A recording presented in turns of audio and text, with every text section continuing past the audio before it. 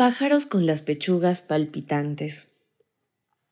Ya está dicho que Marie creció en un ambiente político muy enrarecido.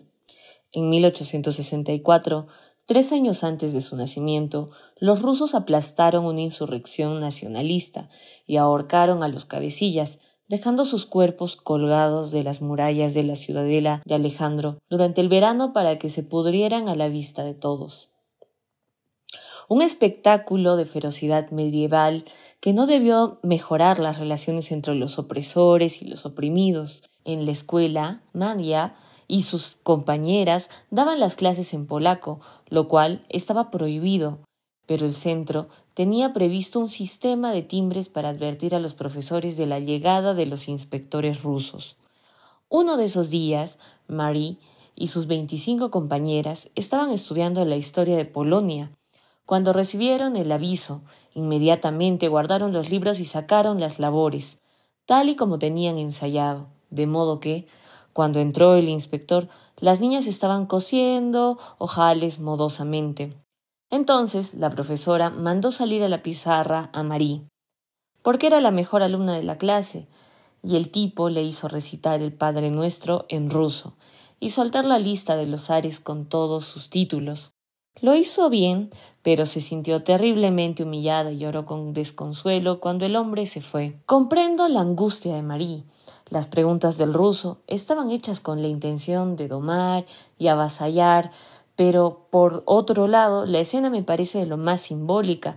Tal vez el incidente le enseñara a Mania que la mujer que cose es una impostora. O sea, es alguien que sabe mucho más y hace mucho más que pespuntear ojales con mansedumbre. Los ambientes revolucionarios siempre han sido favorables al avance de las mujeres. Los momentos socialmente anómalos dejan fisuras en el entramado convencional por donde se escapan los espíritus más libres. Quiero decir que, por esas paradojas de la vida, es posible que la represión rusa ayudara a Marie a romper los prejuicios machistas de la época. Unidos por la resistencia nacionalista, los hombres y las mujeres polacos eran sin duda más iguales. Además, ese entorno efervescente contribuyó a que Marie se concienciara y posicionara ideológicamente desde muy pronto. Apenas llegada a la adolescencia, la futura Madame Curie se convirtió en una entusiasta seguidora del positivismo de Comte, que se apartaba de la religión y consagraba la ciencia como la única vía para conocer la realidad y mejorar el mundo.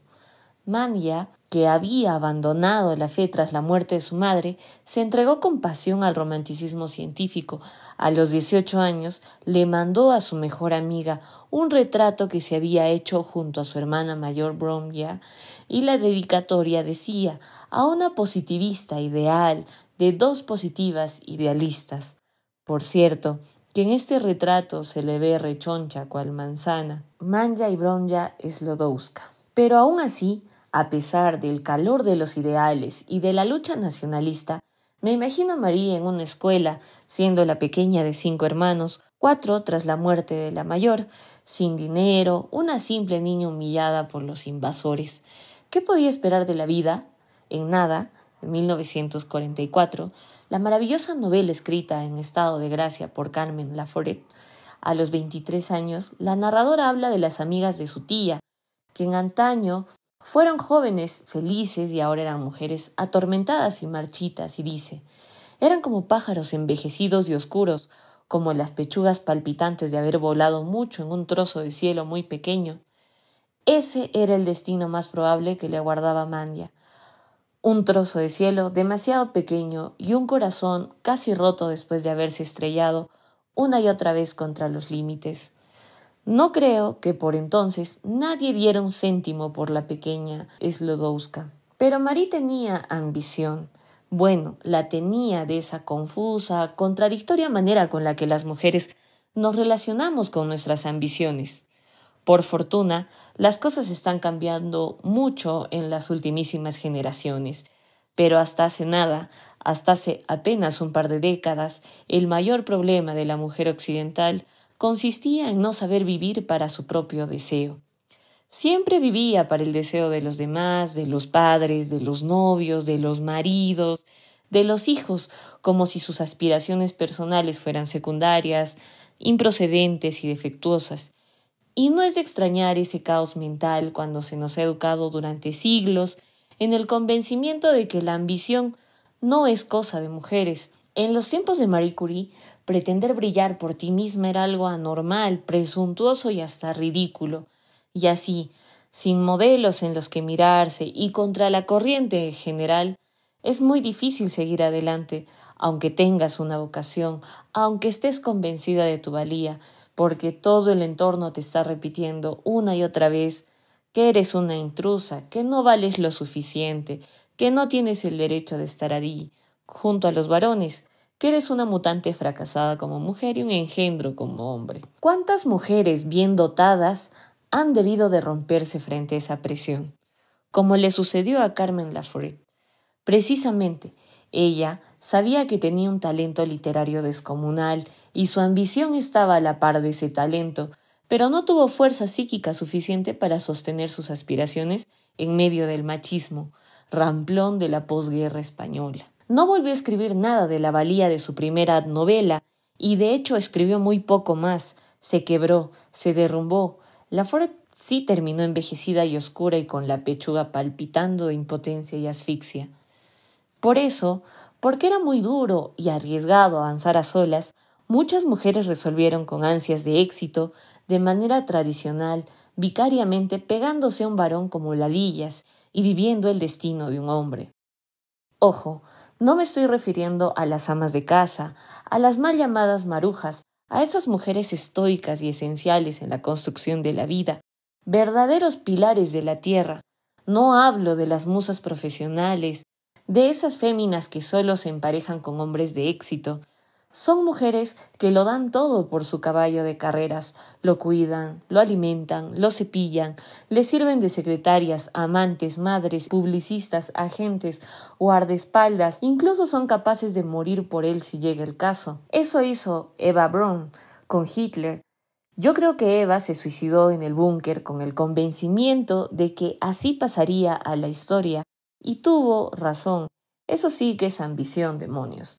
Me pregunto hasta dónde habría podido llegar Eva Braun si hubiera tenido agallas suficientes para labrarse su propio destino. Trabajando como fotógrafa, por ejemplo, le encantaba hacer fotos y no era mala. Maya también estuvo al borde de la claudicación. En 1890, su hermana Bronya le escribió desde París, diciéndole que estaba terminando sus estudios, que se iba a casar y que Marie podía venir a la Sorbona al curso siguiente. Pero la futura Madame Curie contestó con esta carta desoladora. Había soñado con París como la redención, pero desde hace mucho la esperanza del viaje me había abandonado. Y ahora que se me ofrece esta posibilidad, no sé qué hacer. Tengo miedo de hablar a papá. Creo que nuestro proyecto de vivir juntos el año próximo le ha llegado al corazón. Quisiera darle un poco de felicidad en su vejez. Por otro lado, se me parte el corazón cuando pienso en mis aptitudes perdidas. Sus aptitudes perdidas. Man ya sabe que es buena, pero qué difícil resulta mantener ese convencimiento cuando nadie más te lo confirma. Por otro lado, la vemos aquí a punto de sacrificarse para adoptar el viejísimo papel de la hija que se queda a cuidar a algunos de sus progenitores, honrar a los padres. Pero en realidad, ¿qué era lo que le había sucedido a Marie en esos años para parecer tan derrotada? Piensa un poco, piensa en lo más obvio. Cierra los ojos durante unos segundos y no sigas leyendo. Piensa y seguro que acertarás.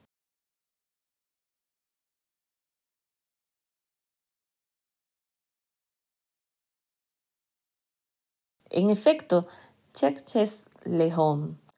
Lo que sucedió es que Manya se había enamorado como una becerra y estaba sufriendo graves penas sentimentales. Pero empecemos por el principio, y el principio es la falta de lugar de las mujeres. Los espacios equívocos en los que se han movido tradicionalmente. Cuando Marie se recuperó de la depresión que había sufrido a los 15 años tras acabar el instituto, tal vez por la muerte de su madre, de su hermana, por la falta de dinero y de opciones para seguir estudiando, y buscó empleo para poder pagarle la carrera a Bronya, descubrió que ser institutriz era un fastidio, porque se trataba de una figura indefinida. Eran señoritas cultas y de buena familia, pero desde luego pobres, porque por eso se tenían que poner a trabajar y su necesidad las asimilaba a la servidumbre. O sea que estaban en una especie de limbo social, supuestamente respetadas como iguales por los señores, pero ocupando una posición tan falsa que la realidad cotidiana se encargaba de ponerlas en su sitio. Como se decía cruelmente, esto es, se encargaba de humillarlas una y otra vez. Jane Austen describió con gran finura en sus novelas ese lugar sin lugar de tantas muchachas desesperadas. Hay que tener en cuenta que hasta el siglo XX la mujer apenas tuvo opciones laborales.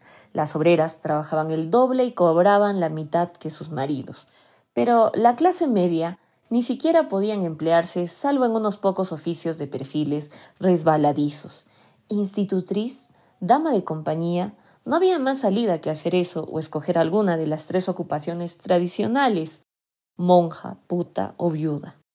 Digamos que, a través de los siglos, estos 3 lugares han sido prácticamente los únicos que las mujeres han podido ocupar para regir sus vidas por ellas mismas y para hacer una buena carrera profesional.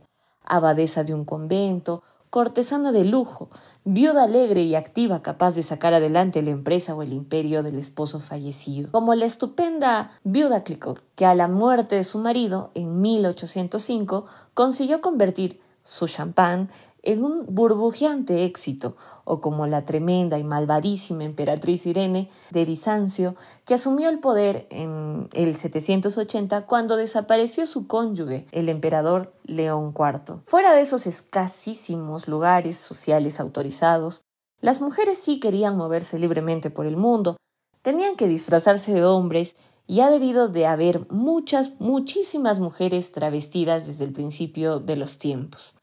Tan solo en el Quijote se menciona un par de ellas, como algo muy normal, pero el castigo por ese atrevimiento podía ser terrible. Lo muestra con ejemplaridad la historia de la papisa Juana. Una leyenda singularmente expresiva cuentan que, en el siglo IX, hubo una mujer que llegó a ser papa durante 2 años, 7 meses y 4 días, haciéndose pasar por un varón. Unos dicen que su pontificado fue entre el 855 y el 857, en cuyo caso hubiera sido Benedicto III, y otros que fue en el 872, lo que correspondería con Juan VIII. El hecho es que Juana nació en Maguncia y era muy inteligente y amante del conocimiento como nuestra Manya. Pero, como no podía estudiar siendo mujer, se disfrazó de monje. Viajó a Atenas en compañía de otro religioso y allí logró convertirse en una figura intelectual muy respetada. Siendo un sabio célebre, Juana marchó a Roma y conquistó de tal modo la ciudad que fue elegida papa unánimemente.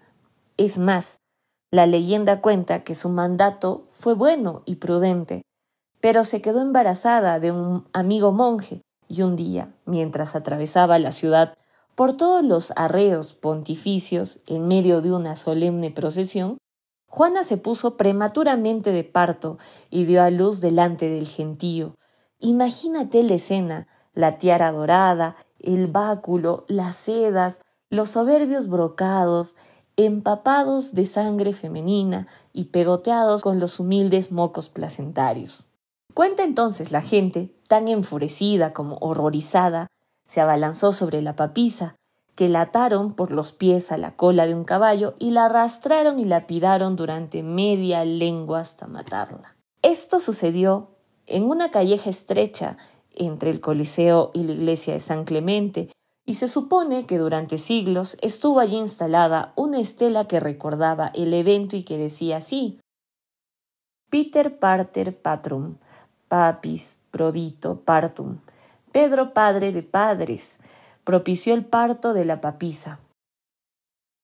Una inscripción que es una verdadera apoteosis del poder patriarcal y entierra bajo una catarata de viriles a la insolente intrusa. Por último, también cuentan que, después de esa terrible subversión del orden, de ese intento de usurpar al máximo lugar del hombre en el mundo, no olvides que el Papa es el representante terrenal de un Dios sin duda macho.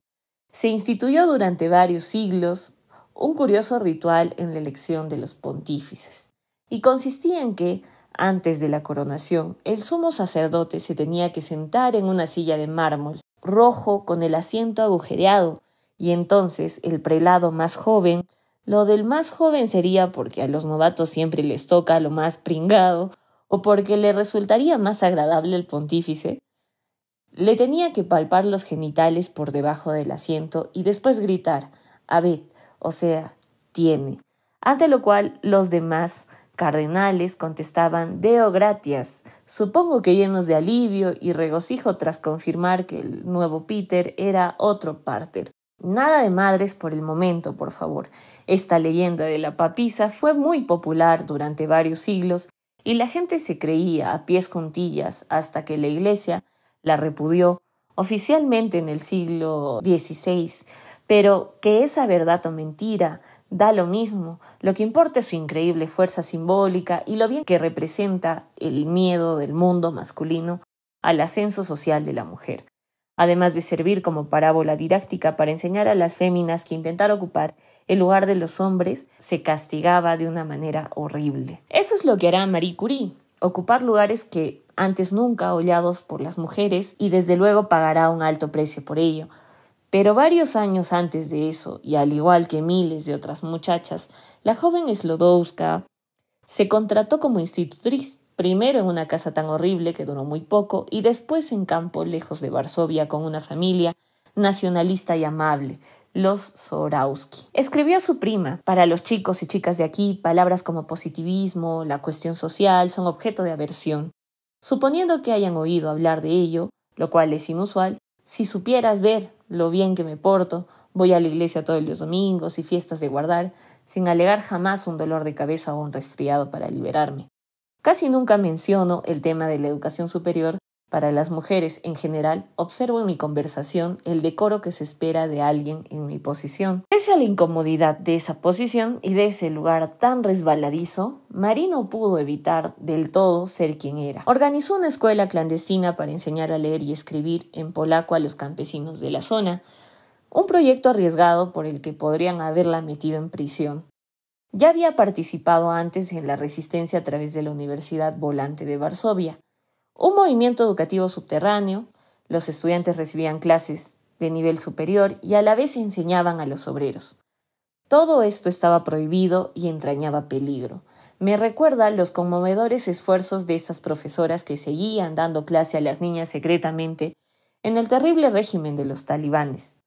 Y lo que sucedió fue que, en verano, Marie conoció al hijo mayor de los Zorowski, Casimir, un chico de su edad que estudiaba matemáticas en Varsovia, y se enamoraron. Saltaron chispas ante sus ojos, tintinearon ensordecedoras campanillas en sus orejas, y las estrellas se pusieron a bailar. En fin, la parafernalia habitual de la primera pasión.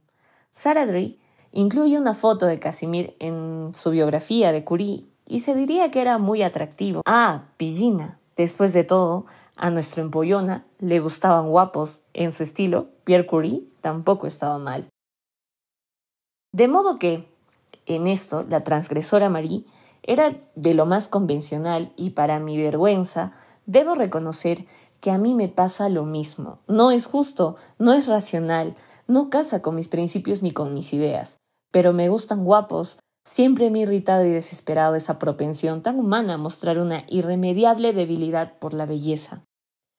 Puede que solo sea un mandato genético, algo inscrito ciegamente en nuestras células, porque en los animales la belleza, esto es, la simetría, parece ser un indicio de su buena capacidad reproductora, pero siendo los humanos criaturas complejas y alejadas de tantas cosas de lo instintivo, ¿por qué seguir presos de ese truco biológico? El caso es que la gente hermosa tiende a parecernos más inteligente, más sensible, más simpática, más honesta, más y todo de todo. Mira este rostro, por ejemplo, ¿no crees que augura un temperamento dulce y delicado?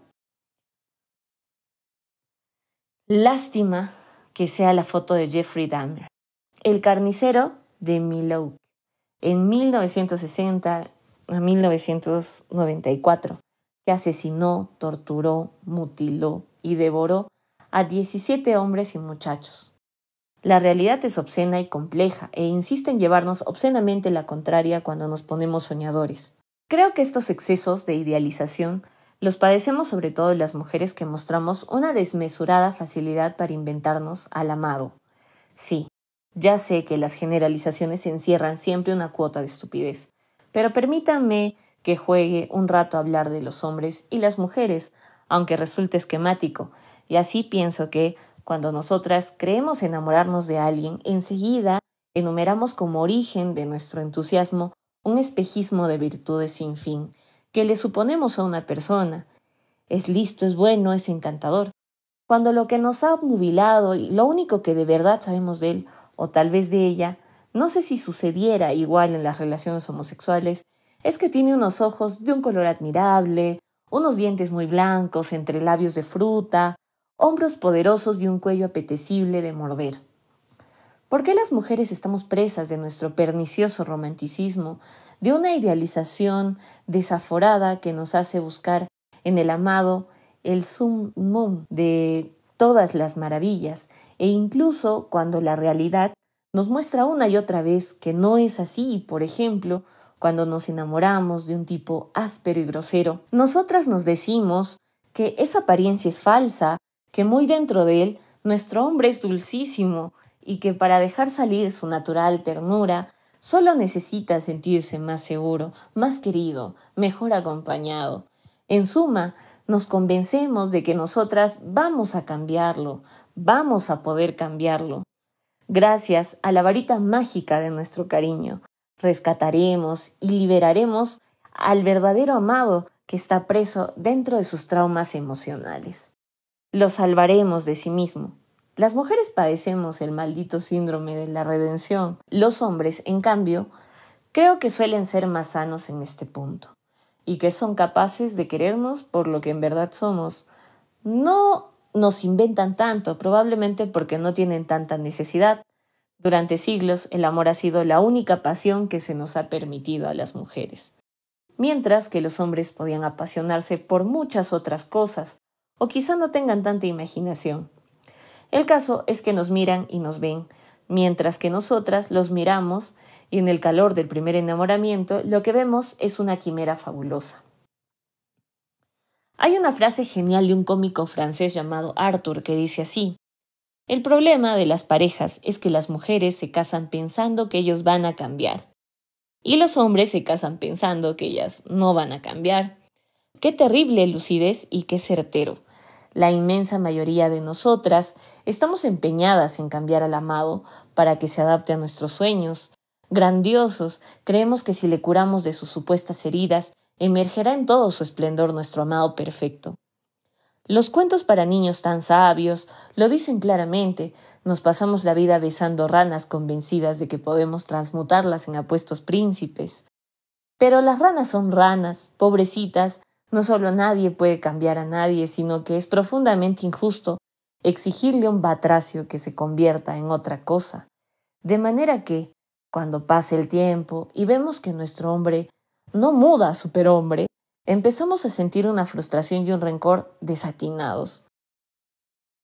Apagamos los focos de nuestros ojos, esos reflectores con los que antes les iluminábamos como si fueran las grandes estrellas de nuestra película, y empezamos a observarlos con desprecio y desilusión, como si fueran garrapatas.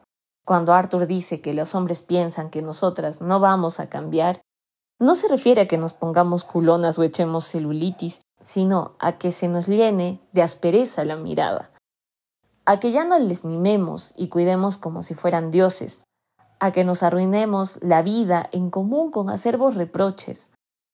A veces este proceso de desencanto es tan feroz que la convivencia se convierte en un infierno para ambos. Patricia Highsmith, formidable domadora de demonios, refleja esta cruel deriva del amor al odio en varias de sus novelas, pero sobre todo en la desoladora Mar de Fondo.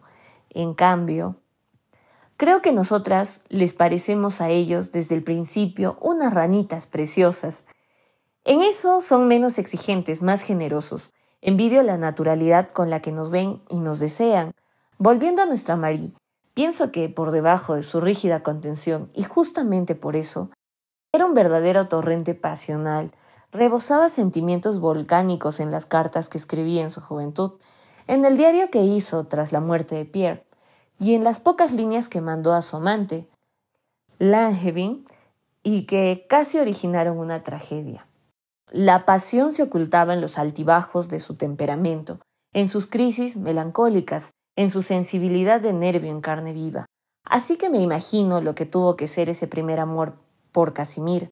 Cielo santo, esa mujer de mente y voluntad poderosas, esa fuerza de la naturaleza, ciegamente prendada del guapo muchachito, aunque estoy segura de que Manya creía que le amaba porque era un buen matemático. Debió de ser un espectáculo emocional digno de verse. Y entonces sucedió lo que sucedía en las novelas de George Eliot, que cuando Casimir dijo a sus padres que quería casarse con Manya, los encantadores Zorowski se echaron las manos a la cabeza y dejaron de ser encantadores. ¿Pero cómo? Con una institutriz ni pensarlo. Más aún si el hijo se empeñaba en lo del matrimonio, sería desheredado de modo fulminante. Ahí acabó la historia formalmente, y en el colmo del dolor y la humillación, Marie tuvo que seguir como institutriz de los Zorowski durante 2 años más, hasta acabar el contrato, haciendo como que no había pasado nada. Tuvo que ser muy penoso, desde luego. Para peor, la historia con Casimir no había terminado del todo. Es de suponer que el chico se movía en un mar de ambigüedades, que decía y se desdecía sin atreverse a romper con la familia, y supongo que Manya mantuvo más allá de lo razonable la esperanza de que él cambiara. ¿Te suena de algo esto? El caso es que la última entrevista con Casimir fue en 1891, poco antes de irse a París, lo que quiere decir que esta maldita historia o no historia duró casi 5 años, y esos fueron los tiempos más difíciles, una época de pena y plomo que casi acabó con Marie. Escribió una carta a su hermano que decía: «Ahora que he perdido la esperanza de llegar a ser alguien, todas mis ambiciones las deposito en Bronya y en ti. Vosotros dos, al menos debéis dirigir vuestras vidas conforme a vuestros dones. Estos dones que sin duda existen en nuestra familia no deben desperdiciarse. Cuánta más pena siento por mí, tanta más esperanza tengo por vosotros». Siempre la conciencia de los dones y la desmoralización, la incapacidad de asumir la enorme lucha que conllevaría intentar desarrollar su propio talento. Querida Bronya, he sido estúpida, soy estúpida y seguiré siéndolo el resto de mi vida, y tal vez debería traducirlo a un lenguaje más claro. Nunca he sido, no soy, ni seré afortunada. Esta vehemencia en la autoflagelación es típica de la enamorada que siente que se ha puesto en ridículo. ¿Por qué otra causa puede decir una mujer con tanta desesperación que ha sido, es y será una estúpida, si no es porque se le ha roto el corazón? Son palabras que parecen sacadas de un melodrama sentimental. Por lo obvias, el desamor es tópico, ridículo, monumentalmente exagerado. Pero duele, ¿cómo duele? Parece mentira que el fin de un espejismo amoroso, que tal vez solo ha durado unas semanas, pueda sumirte en semejante infierno. Ya se sabe que sufrir del mal de amores es como marearse en un barco. A la gente tu estado le parece divertido, pero tú te sientes morir. En 1888, mientras aguantaba la amargura de seguir trabajando en la casa de quienes la habían rechazado como nuera, Manya escribió esa carta a una amiga. He caído en una negra melancolía. Apenas tenía 18 años cuando llegué aquí, y qué será lo que no haya padecido. Ha habido momentos que contaré entre los más crueles de mi vida. Y esto lo dice una muchacha que ha vivido la muerte de su hermana mayor y de su madre antes de los 11 años. Pero le parecía que la herida sentimental era más insoportable, más feroz. Si las penas de amor abren insospechados abismos, espasmos de agonía, que creo que en realidad se refieren a otra cosa, que van más allá de la historia amorosa concreta, que conectan con algo muy básico de nuestra construcción emocional, con la piedra maestra en la que se asienta el edificio que somos. El desamor derrumba y derrota. La tensión que esto le causa la historia de Casimir, ha venido a sumarse a su trastorno. Escribe por entonces al padre a otra de sus hijas. Se ve que, desde la depresión sufrida a los 15 años, la considera frágil, nerviosa, demasiado apasionada. Y así estaba Manya a punto de arrojar la toalla. Un jovenzuelo guapo casi le hizo rendirse y aceptar el tradicional destino sacrificial de la hija que se queda a cuidar al padre. Se me ponen los pelos de punta de solo pensar que ese mentecato estuvo a punto de privarnos de la existencia de Marie Curie. Casimir se acabaría convirtiendo en uno de los matemáticos más importantes de Polonia, pero aún así me sigue pareciendo emocionalmente lastimoso. ¿Cuántas posibles pintoras, escritoras, ingenieras, inventoras, exploradoras, escultoras, doctoras en medicina, geómetras, geógrafas, astrónomas, historiadoras, antropólogas, cuántas otras maravillosas mujeres radioactivas no llegaron jamás a poder irradiar? Espero que el cobarde de Casimir y su convencional familia se pudrieran de arrepentimiento al ver a la pequeña institutriz Manya convertida en una fulgurante Marie Curie. Seguro que la propia Marie también pensó alguna vez con complacencia en eso.